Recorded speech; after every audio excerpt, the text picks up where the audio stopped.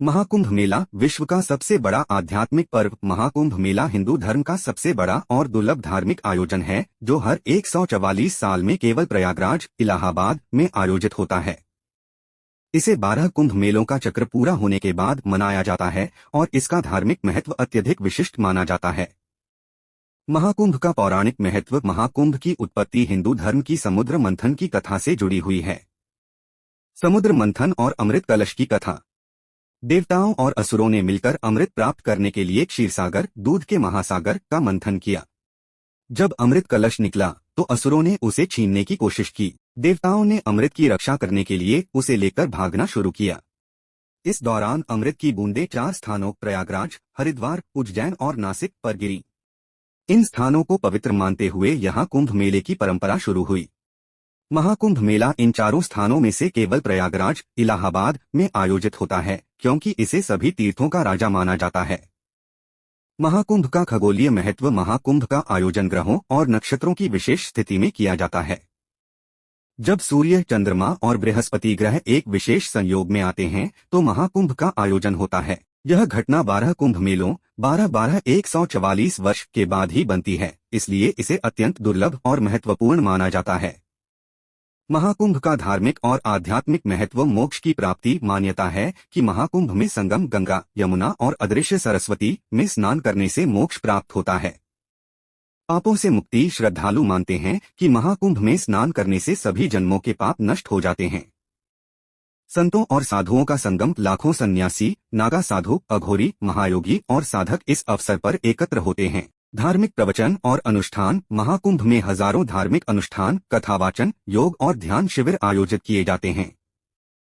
महाकुंभ के दौरान प्रमुख आयोजन। शाही स्नान, रॉयल बाथ। महाकुंभ में शाही स्नान का विशेष महत्व होता है जिसमें अखाड़ों, सन्यासी संगठनों के प्रमुख संत पहले स्नान करते हैं। कलश यात्रा। विभिन्न अखाड़ों और संतों द्वारा निकाली जाने वाली भव्य यात्राएं।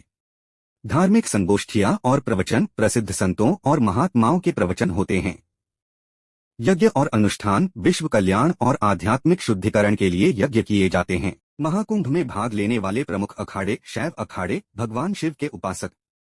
जूना अखाड़ा, निरंजनी अखाड़ा, महानिर्वाणी अखाड़ा। वैष्णव अखाड़े, भगवान विष्णु के उपासक।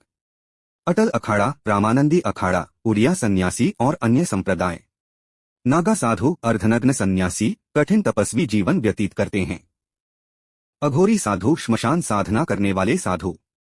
उड़िया बाबा और अन्य योगी संप्रदाय। महाकुंभ में आने वाली प्रमुख हस्तियां।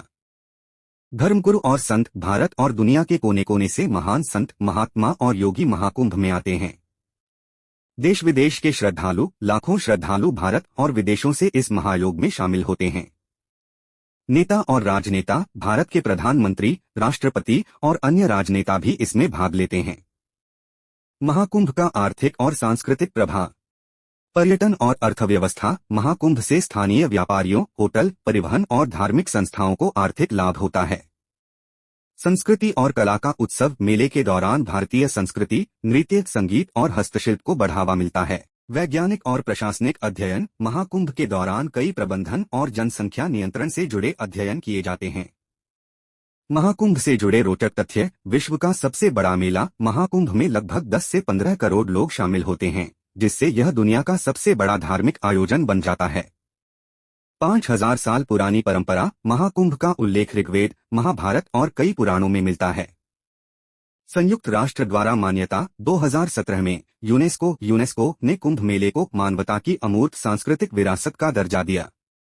निष्कर्ष। महाकुंभ केवल एक धार्मिक आयोजन नहीं बल्कि भारतीय संस्कृति, आध्यात्मिकता और आस्था का अद्भुत संगम है। यह जीवन, मृत्यु, मोक्ष और ब्रह्मांड की रहस्यमय शक्तियों को समझने का अवसर प्रदान करता है। हर 144 साल में एक बार आने वाला यह मेला दुर्लभ और अत्यंत पवित्र माना जाता है और इसमें भाग लेना हर हिंदू के लिए एक महान अवसर होता है।